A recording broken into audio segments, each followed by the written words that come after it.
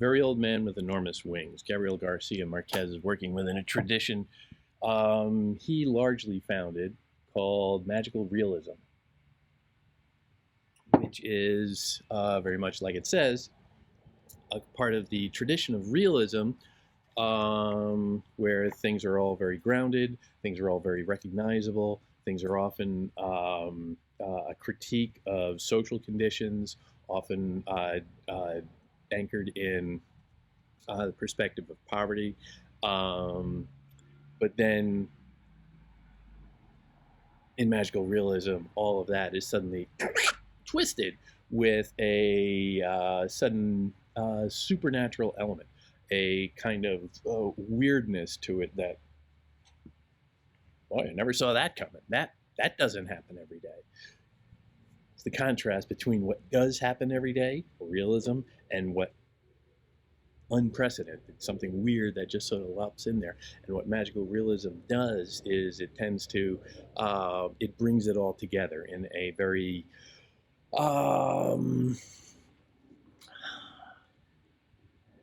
entertaining and significant way.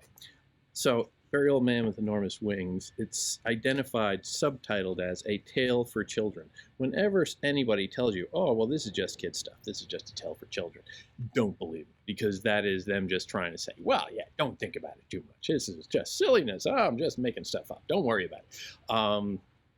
Don't take that seriously at all. That is almost always a dodge. And if anything else, it's a hint saying, oh, yeah, there's nothing to see here. It means exactly the opposite. It means there's definitely something to see here, and that is not for kids, and that somebody a little bit more sophisticated needs to be thinking about this and looking into it. So at the beginning, it starts off extraordinarily ordinary, and we have an image of some, again, poverty. On the third day of rain, it begins on the third day. It's already so common. It's just, on the third day. It's just, something completely unexceptional. On the third day of rain, they had killed so many crabs inside the house that Paleo had to cross his drenched courtyard and throw them into the sea because a newborn child had a temperature all night and they thought it was due to the stench. A lot going on in there. It is every day. It's just, another day. Third day, all right. Crabs inside the house. Probably not a very nice house. Probably, not a particularly wealthy spot. Marquez writes generally about his homeland in Colombia. You get a sense of it being a fairly poor area. A sense of the stench. It ends on the word stench.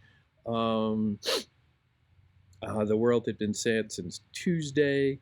World had been sad since Tuesday. That's a little colloquialism, which gives a sense of, how do you say it's raining? Well, that's sort of the thing that like old people would say, folk sayings. The sea and the sky were a single ash-gray thing in the sands of the beach, which on March nights glimmered like powdered light to become a stew of mud and rotten shellfish. So you had what sounds initially kind of like a very pleasant little poetic moment, honestly, but it ends in a stew of mud and rotten shellfish, which again is just ugly. But the white so leak at noon that when Paleo was coming back to the house after throwing away the crabs, it was hard for him to see what it was that was moving and groaning in the rear of the courtyard. Oh, something's going on, something different, something new. You don't get a lot different all that often, so this is remarkable. He had to go very close to see what it was, that it was an old man, a very old man, lying face down in the mud, who, in spite of his tremendous efforts, couldn't get up, impeded by his enormous wings. Boom! You have the magic. You have the realism, and it ends on magic. And that's a little catch at the end, a little spur to go on and keep reading. And they find this man, and he has wings, and he's a pathetic old man, and they don't know who he is or what he's going on, but you get all of this speculation of who he could be, and just the oddity of him showing up. They don't know anything. They say, you know, he answered in an incomprehensible dialect with a strong sailor's voice. And here you have a sense of an incomprehensible dialect, somebody speaking a foreign language with a sailor's voice, perhaps, you know, colloquialisms or a way of speaking that reminds them of sailors, meaning somebody from far away. And you're reminded that, well, in South America, you have a very strong tradition, especially that Marquez dwells on, Garcia-Marquez dwells on, of the exploitation of colonialism, of Europeans coming over and just, you know, ruining everything, quite frankly. He's an angel, she told him. He must have been coming from the coming for the child. This is a neighbor woman, an old woman from next door who knew everything about life and death. A little old busybody. He's an angel, she told him. He must have been coming for the child, but the poor fellow was so old that the rain knocked him down. Oh, so you get this, the first item of dialogue. Always look for firsts. The first piece of dialogue in this is of an old woman who's just a busybody who has opinions about everything. And it's kind of silly, but it's a sense of folk wisdom, you know, common people. And pretty soon the word gets out that this guy with wings is sitting in their backyard. And it attracts a lot of attention. And these people start showing up and they're curious. And, you know, of course, because this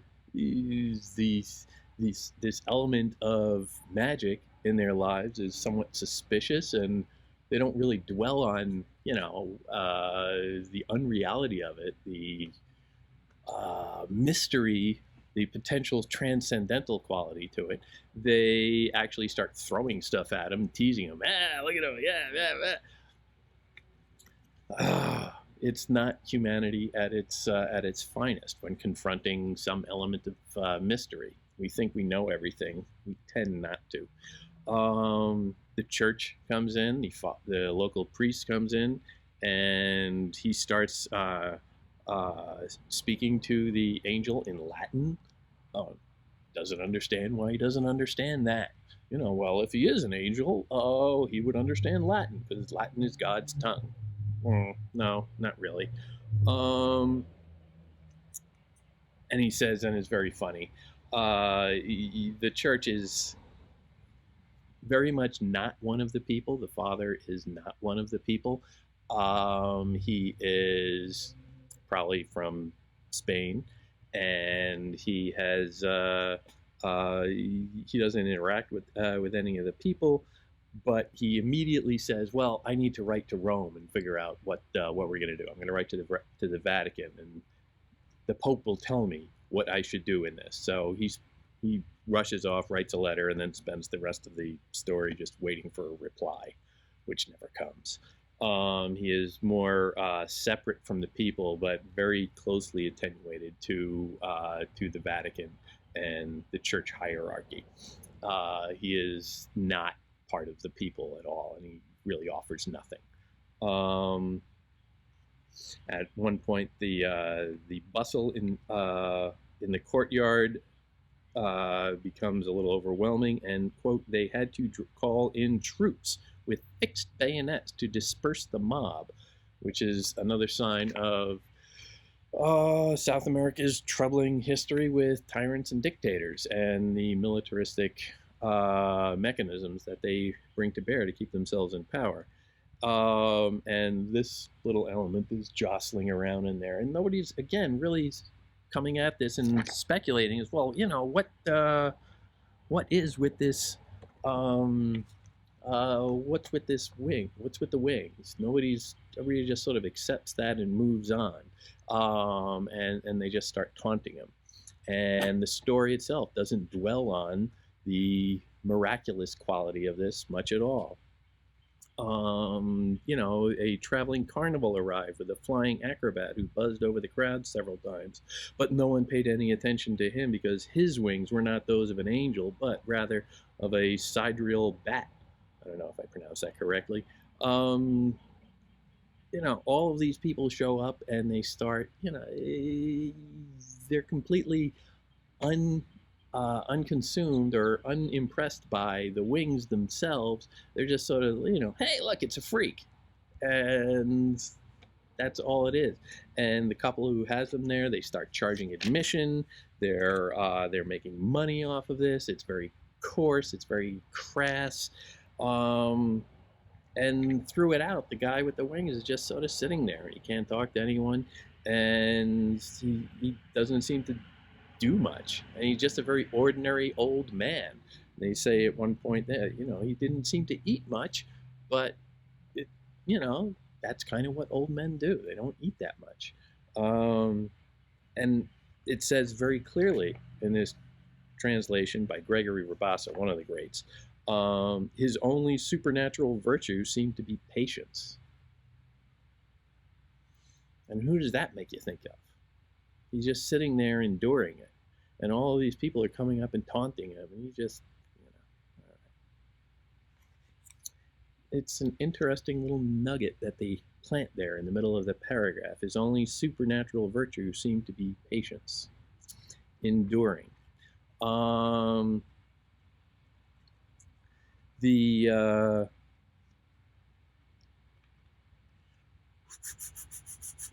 mocking continues.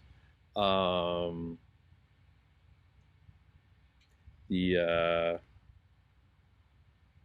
attributing miracles to the presence of the angel, but nothing. It all seems to be just a fraud. Nothing's really going on, and still they're all behaving rather cruelly to him, just sort of torturing him, taunting him.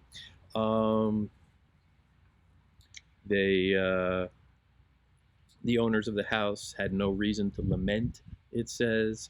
With the money they saved, they built a 2-story mansion with balconies and gardens and high netting so that crabs wouldn't get in during the winter, and the iron bars of the windows so that angels wouldn't get in. Palaio also set up a rabbit warren close to town and gave up his job as a bailiff for good, and Elisanda bought some satin pumps with high heels and many dresses of iridescent silk, the kind worn on Sunday by the most desirable women in those times. All very materialistic, all very exploitative, no consideration, again, of this otherworldly element that has sort of confronted their lives. They just, how can I exploit this? How can I make money off this? There's almost no consideration of what this could mean. People come to visit. The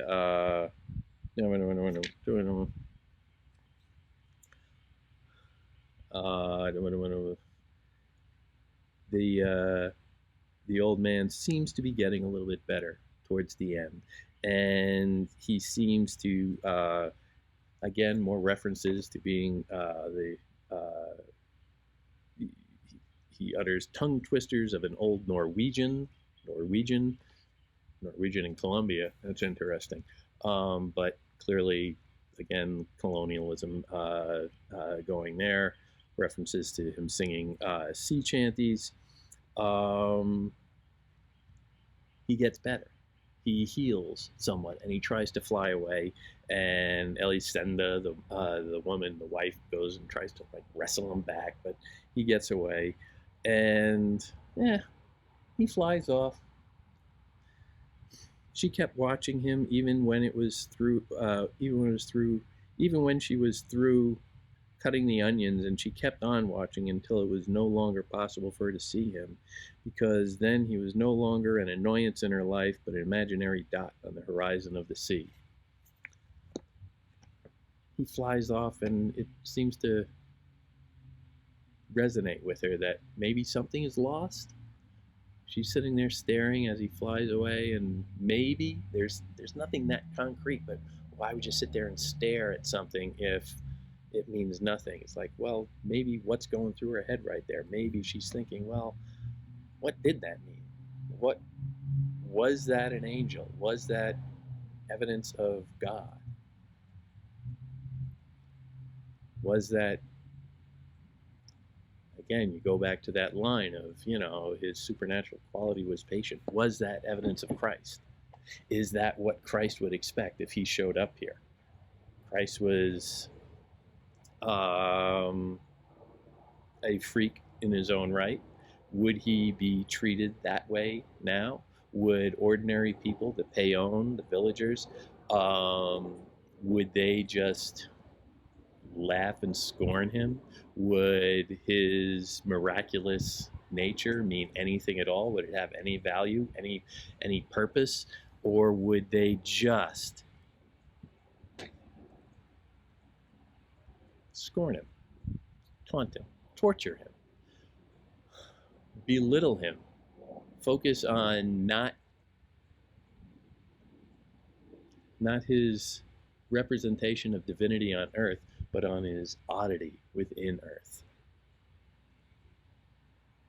Is that all human beings are capable of these days? Being that small-minded, that cruel? Garcia-Marquez seems to be focusing on that. He's not telling you how to feel about it, but that image of him just flying away until he's a dot on the horizon, just a tiny dot, when he was just there a few minutes ago, this miraculous representation of divinity on earth, and now he's gone. But just see, little something way up there. Is that all we're capable? Can we only appreciate it when he's gone? Can we do nothing with divinity when it's here and present in our lives? Garcia-Marquez is not providing any particular answers for this. He is just saying, and in some, fairly funny ways, that maybe humanity doesn't deserve the presence of divinity, the supernatural, God. Maybe we're just too crude, too cruel to merit